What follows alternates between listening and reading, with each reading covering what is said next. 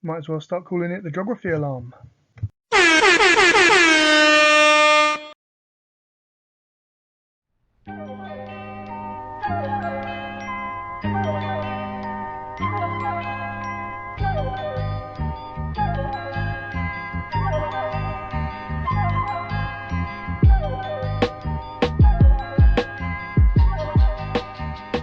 Start taking notes.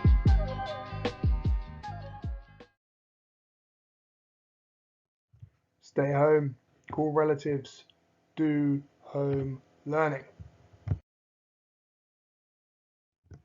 Link to the Do Now quiz is on ePraise or in the description. Pause here and get it done. Answers already on there.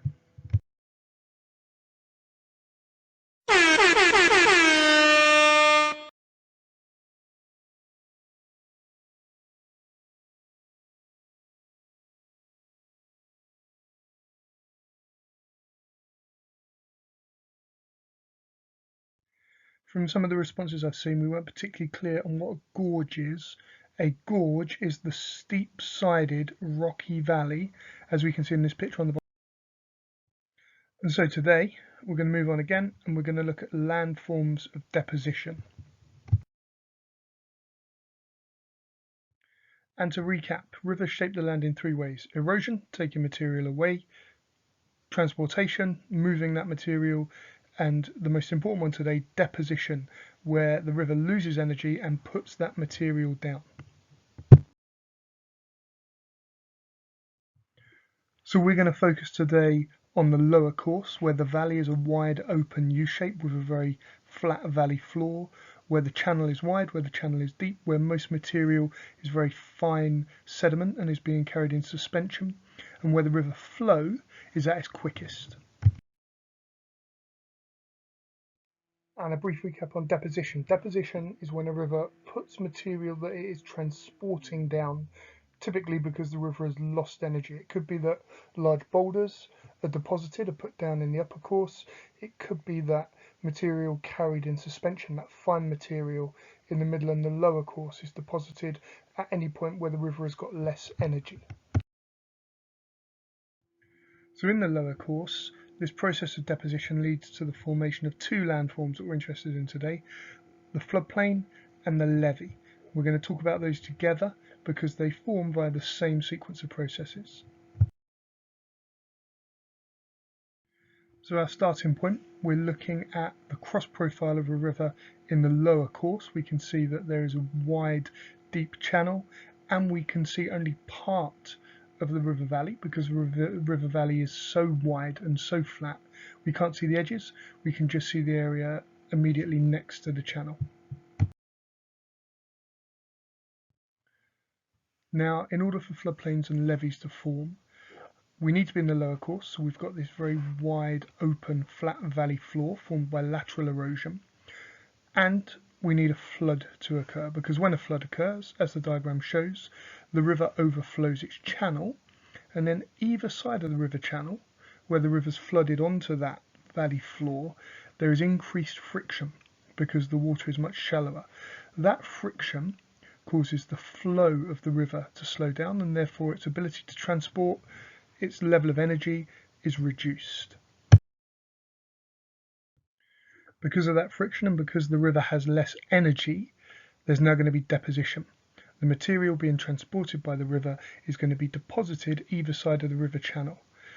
The heaviest material is going to be deposited first, and then the lightest, finest material is going to be deposited subsequently. So what we see is larger material right next to the river channel, and then much finer material deposited much further away from the river channel on the valley floor.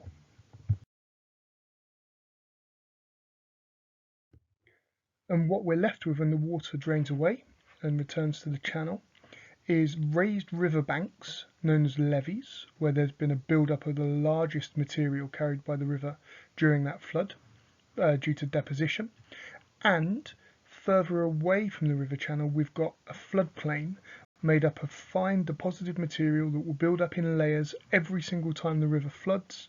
That material is known as alluvium. So layers of alluvium deposited by the river during a flood cause a build-up of a floodplain.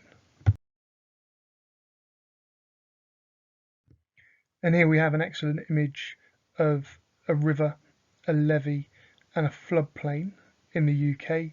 We can see the river channel is much lower than the levee. The levee is the raised bank, and then just over the levee we've got the floodplain, which will have built up in layers after multiple floods.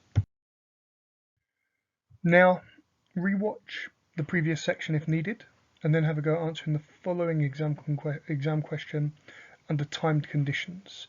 Explain the formation of floodplains and levees. You may use a diagram if you wish. Typically, you would only be asked to explain either floodplains or levees, but because the processes are essentially the same, I've put both together here. Pause here and have a go at the question.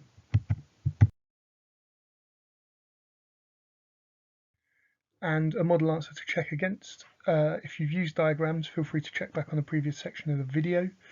In terms of what the text should look like, in the lower course the valley is a wide U shape with a flat valley floor due to lateral erosion.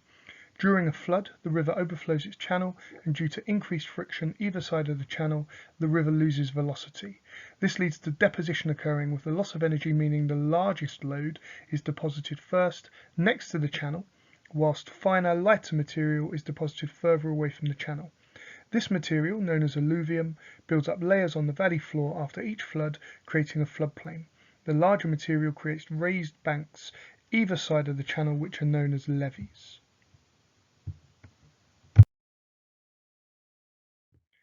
And then finally we're going to mention two further features found at the river mouth at the end of the lower course: estuaries and deltas. Estuaries are formed where the river meets the sea and where the tides are strong enough that they force seawater to flow into the river, and the mouth of the river has seawater mixing with fresh water and has what we know as brackish water form.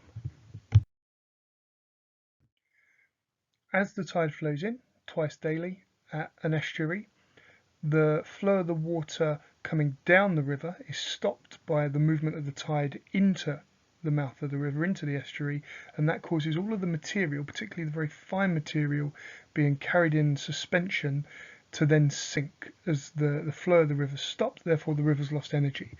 That means that there's lots and lots of deposition found in estuaries.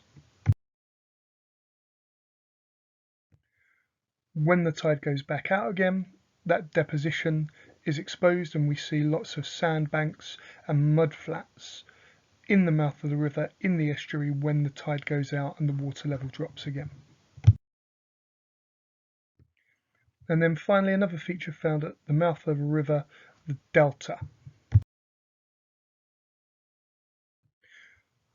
Much like with an estuary, a delta forms at the mouth of the river where the river flows into the sea and where the flow of the river is stopped.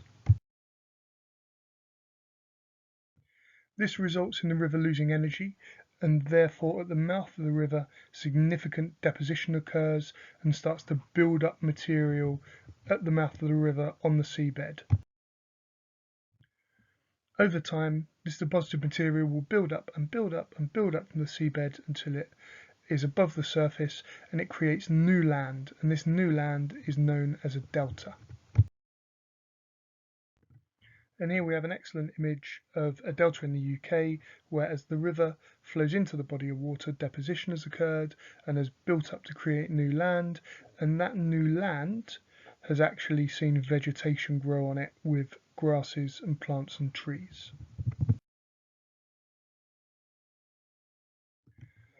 Again, rewatch if needed, then answer the following two short exam questions. What is an estuary for 2 marks, and what is a delta for 2 marks, and then check against the green pen model answer in the next section. So firstly, an estuary is where the mouth of a river becomes tidal, with seawater moving up the channel when the tide comes in. This leads to deposition and the formation of mudflats and sandbanks. And then a delta is where material deposited at the mouth of a river due to the flow slowing down builds up to create new land.